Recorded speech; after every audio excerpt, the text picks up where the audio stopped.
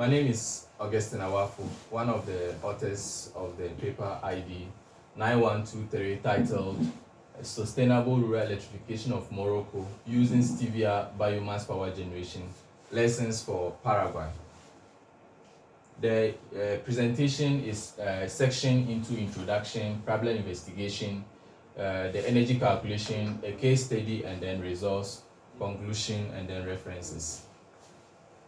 So Paraguay and Morocco are two countries that import energy. If I'm talking about energy, specifically fossil fuels, in order to satisfy a major portion of their growing energy requirements. And currently, fossil fuels such as coal, oil, and natural gas are estimated to supply majority of these two countries' energy requirements. And we know that due to the high pollution nature of fossil fuels, countries are looking for alternative source of energy in order to stop this fossil fuel usage. And if you are looking for alternative energy sources, biomass power generation is one of the options that we can look at. In terms of biomass power generation, agricultural biomass is also a very important biomass source that can be considered in providing countries with sustainable energy.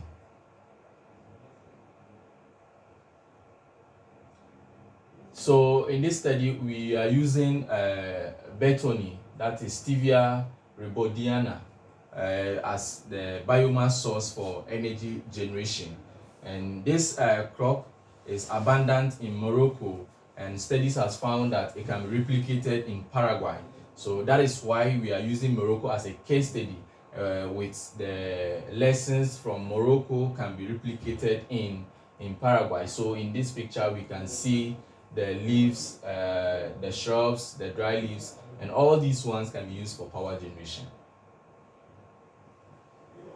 So as I already mentioned, Betony dry leaf is an agro residue that can be considered as agricultural waste or energy crop that is that its annual heating for energy can be estimated using this relation, whereby we use the production values, the production index, the lower heating value, to estimate the amount of energy that we can produce from the Betony crop according to this equation 1.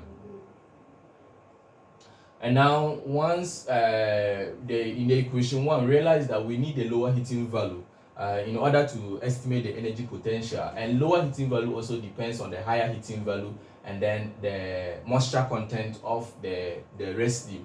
And the difference between the lower and higher heating value is that the higher heating value still contains some water of vaporization that needs to be taken out in the usage for energy generation. And this relation, if we have the carbon content, the hydrogen, and then the nitrogen content of the residue, then we can estimate the higher heating value. And then we also dry the residue to the required dryness, but then we can also estimate the moisture content from that. And with this one, we can proceed to calculate the energy potential of the residue.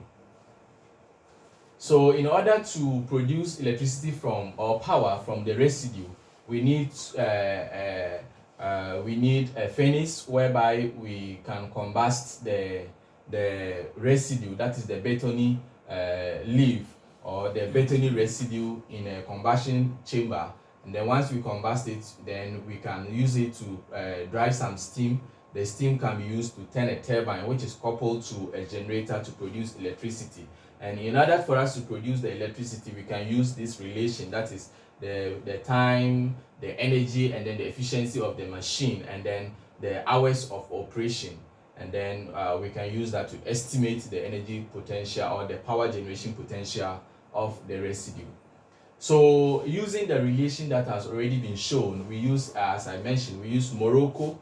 We selected some areas in Morocco to estimate the power generation potential of the Betony leaf, and then we are taking lessons from that to replicate it in Paraguay.